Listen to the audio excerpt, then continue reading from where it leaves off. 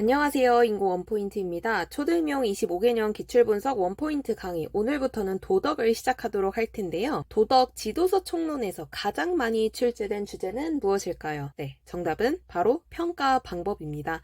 2008, 2010, 2012, 2018, 2024학년도까지 총 5회 출제가 되었는데요. 우리가 이제 2022 개정 도덕과 교육과정으로 올해 전면 반영이 됨에 따라 이제 지도서 총론도 올해 새롭게 나오게 되었죠.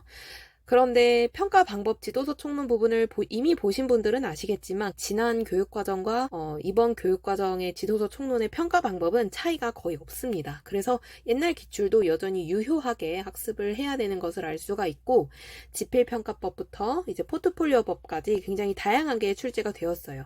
지금 제가 별 표시해 놓은 부분들은 용어 명칭 수준에서 쓰는 게 출제되었던 그런 평가 방법입니다. 포트폴리오법은 08회, 자기보고법은 18회, 마지막 면담법이 24회 각각 출제가 되었었는데 그럼 나머지 평가법은 출제가 안 됐냐? 아닙니다. 다 출제가 됐습니다.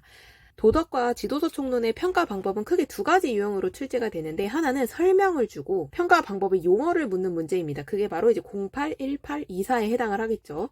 두 번째 방법은 평가 방법과 그 다음에 도덕성의 영역을 연결하는 것입니다. 예를 들어서 우리가 지필평가법은 인지적 영역을 평가하기 좋겠죠. 이렇게 평가하기 좋은 그 영역이 나누어져 있습니다. 그래서 지도서 총론에서 저희가 살펴볼 부분은 이 설명과 이 평가법이 어떤 영역을 평가하는데 좋은지 이 두 가지 부분을 위주로 저희는 보려고 합니다. 그럼 지필평가법부터 보도록 할 텐데요. 지필평가법은 학생들의 덕과 인격 형성, 발달과 관련해서 그 성취 정도를 필답 시험으로 측정해내는 방법으로서 지식 이해와 사고 판단력을 측정할 때 유용하게 쓰이는데 추가된 표현은 여기 이제 도덕적 문제 해결 검사 형식으로 할 때는 정의적 측면도 평가할 수 있다라고 나와 있습니다. 도덕적 문제 해결력 검사라는 것은 문제 사태와 관련해 일련의 질문을 제시하고 학생이 이에 반응하게 해서 문제를 해결하는 능력, 그리고 판단력과 합리적 의사결정력 등을 측정하는 검사법이에요. 그래서 인지적뿐만 아니라 정의적까지도 평가를 할 수 있다라는 거 참고해 주시면 좋겠습니다. 두 번째 면담법은 모든 능력을 다 고루 측정하는 데 적용이 가능한 것인데요. 특히 인지와 정의적 특성을 파악하는 유용하다고 설명이 나와 있습니다. 근데 이미 이사의 용어 쓰기 형태로 출제가 되었기 때문에 다시 출제되긴 조금 어려울 것 같아요. 그 다음에 자기보고법, 이것도 18에 이미 출제가 되었기 때문에 용어 수준에서 다시 나오긴 어렵지 않을까 생각을 합니다. 자기보고법은 조사하고자 하는 문제에 대해서 학생이 이에 대해 자기의 생각이나 의견을 답하게 하는 것인데 스스로 자기 자신을 관찰하고 평가할 기회가 많이 생길 수 있다는 것이 장점입니다.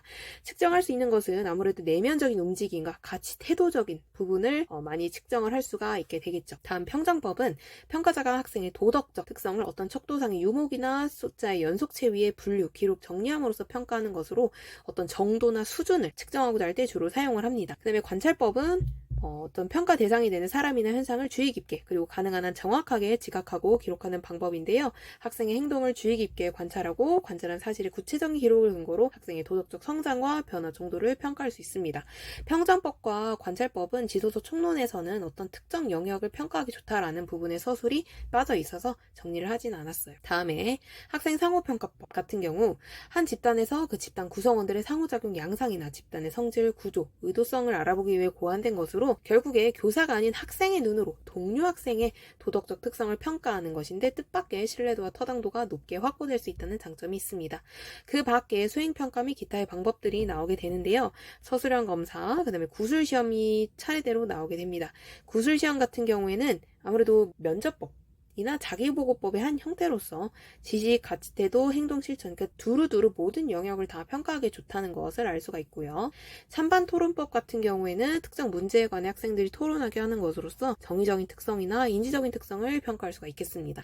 실천하는 부분은 평가할 수는 없겠죠. 그 다음에 실기시험과 실습법은 당연히 실천하는 것을 평가할 수 있겠고 연구보고서법은 학생들이 자신의 흥미나 관심 그리고 능력에 적합한 도덕적 문제 또는 주제 선택을 해서 자기 나름대로 자료 수집하고 분석하고 종합해서 연구 보고서를 작성하는 것인데요. 포트폴리오법은 조금 지속적으로 계속 쓰거나 만들어서 결과를 작품집이나 서류출로 체계적으로 정리해서 제출하는 것입니다. 포트폴리오법은 08에 한번 나온 적이 있는데 아무래도 포트폴리오법은 도덕과뿐만 아니라 다른 과목의 평가 방법에서 정말 많이 빈출되는 소재이기 때문에 반드시 꼭 체크해 놓으셨으면 좋겠습니다. 이미 출제된 지 굉장히 오랜 시간이 흘렀기 때문에 포트폴리오법 다시 나올 수는 있어요. 네, 그러면 25개년 기출 속에서 출제 패턴을 한번 한번 발견해 보도록 하겠습니다. 예체능편 388에서 390쪽 준비해 주세요. 그래서 평가 방법 같은 경우에는 이제 다시 말씀을 드리지만 설명을 주고 평가 방법 용어 쓰기, 이게 이제 가장 나올 가능성이 높겠고, 적절하지 않은 평가, 예를 들어서 아까 말씀드렸던 인지, 정의, 행동적 영역, 이렇게 세 가지가 있다 했을 때 찬반 토론법 같은 경우에는 행동적 영역을 평가하기엔 적절하지 않은 평가 방법이 되겠죠. 그렇죠? 그리고 실험 실습 같은 경우에도 인지적이라든지 이런 부분을 평가하기엔 조금 적절치 않을 것 같아요. 그래서 평가 방법을 도덕성의 영역과 연계해서 정리하는 것, 이 두 가지 포인트에서 여러분들이 평가 방법을 정리를 하셔야 되겠습니다. 그래서 이 명칭 쓰는 거나 아까 말씀드렸던 08의 포트폴리오법, 18의 자기보고법, 24의 면담법이 출제가 됐었고, 이 도덕성 영역과 평가 방법 연결하는 거는 10, 12, 그 다음 24에서는 지문 수준에서 한번 출제가 된 적이 있었어요. 08부터 보도록 하겠습니다. 평가 방법 명칭 쓰는 게 나왔는데요. 계속적으로 파일에 모아놓는다. 학기 말에 그동안 모아놓은 자료, 바로 포트폴리오법임을 알 수가 있습니다. 포트폴리오법 같은 경우에는 인지, 정의, 행동 다 통합적으로 평가를 할 수가 있는 것이겠죠. 다음 두 번째 2010학년도 같은 경우에는 여기 보시면 평가 요소 리을에 적절한 평가 내용과 방법이라고 했는데 개념의 정의를 이해하고 있는가를 물어봤어요. 그러니까 인지적인 그 부분에서도 지식을 이해하고 있는가를 평가하는 것인데, 용어를 제대로 구별할 수 있냐, 구술시험 맞죠. 근데 솔직한 느낌을 알아본다라고 해서 이건 정의적인 부분 이기 때문에 아니겠고요. 그 다음에 사례를 정확히 구분해서, 범주 사례 정확히 구분해서 설명한다? 맞죠. 실제로 행동하는지, 이건 행동이기 때문에 아니겠고요. 공감하고 있는 정도, 이것도 정의적이기 때문에 아니겠습니다. 그 다음에 토론 과정에서 보여주는 토론 규칙의 준수 정도를 측정한다고 했는데, 여기서 뭐 실천적인 부분을 볼 수 있을 것 같아요. 어쨌거나 개념의 정의를 이해하고 있는 것을 평가하는 것은 아니겠습니다. 다음 12학년도 같은 경우에 지금과는 다른데요. 사실 지금은 아예 이제 4단계 모형이 빠지게 되었죠. 그래서 고지고대로 연결하기는 조금 어렵고, 그냥 1차시를 뭔가 지식 이해하는 느낌, 2차시를 가치를 판단하는 그런 느낌, 3차시를 뭔가 정의적인 측면에서 가치를 심화하는 느낌으로 가면 좋겠습니다. 6모형이 빠져가지고 이 부분을 언급하기가 조금 조심스럽네요. 그래서 보시면 1차시의 지식을 이해하는 부분인데, 지식을 이해하는 부분에서 실천 여부를 평가하는 건 적절하지가 않겠고요. 2차시에서 의사결정, 판단 이런 부분인데 인물의 관점을 분석하는 부분, 이 부분 맞습니다. 3차시에서는 가치를 이제 심화하는 부분인데 자기보고법으로 일상생활에서 실천율 평가하는 거 맞고요. 그 다음에 수업이 끝난 다음에는 당연히 자료집해서 포트폴리오 평가법 활용할 수가 있겠죠. 조금 폭넓게 이 문제는 바라보는 것이 적절했었습니다. 다음 18학년도에 여기 보시면 내면의 움직임과 가치 태도 형상을 파악하기 위해서 좋고 자유반응형, 체크리스트 등위형이 있다는 바로 자기보고법이 답이 되겠습니다. 마지막 같은 경우에 교사가 학생과 언어적 상호작용 통해서 도덕 발달 상태와 변화에 관한 여러 가지 자료와 정보를 얻어내는 방법이라고 했어요. 그래서 인지적, 정의적, 행동적 모두 다 측정할 수 있지만 인지와 정의를 특히나 더 측정하기 편하다라고 나와 있는데, 이것은 바로 면담법이 되겠습니다. 출제 형태가 지금 사실 최근으로 올수록 오히려 용어 수준에서 묻고 있는 걸 알 수가 있어요.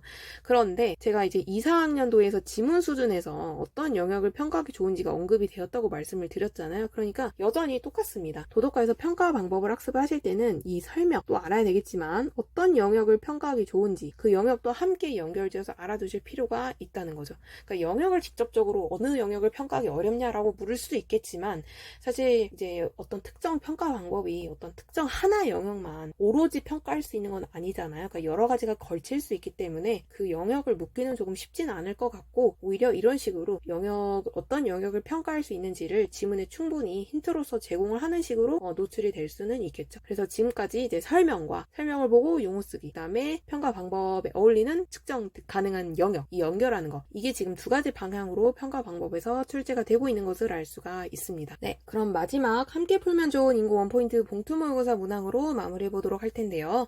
리패키지 1부에 3회 A형 9번에 3번, 그 다음에 신규 1회 A형 9번에 4번 총 2문항 출제를 해보았으니까요. 한번 풀어보시면 도움이 많이 되실 것 같습니다. 다음 시간에는 도덕의 모형을 한번 보도록 할 텐데요. 모형은 정말 이제 순위를 매기기가 굉장히 어려웠어요. 왜냐면 6수업 과정 절차가 가장 압도적으로 많이 출제가 되었었는데 2022 개정 도덕과 교육과정을 반영한 지도서 총론, 올해 출간된 그 지도서 총론에서는 6수업 과정 절차가 싹 빠지게 됐거든요. 그러고 나서 이제 일반 도덕과 수업 모형으로 가자니 다 비등비등하게 많이 출제가 됐는데, 그 중에서 가장 출제가 많이 됐던 거를 하나 꼽아서 강의를 진행해 보도록 하겠습니다. 그럼 다음에 모형 강의로 만나도록 할게요. 다음 시간에 봐요. 안녕.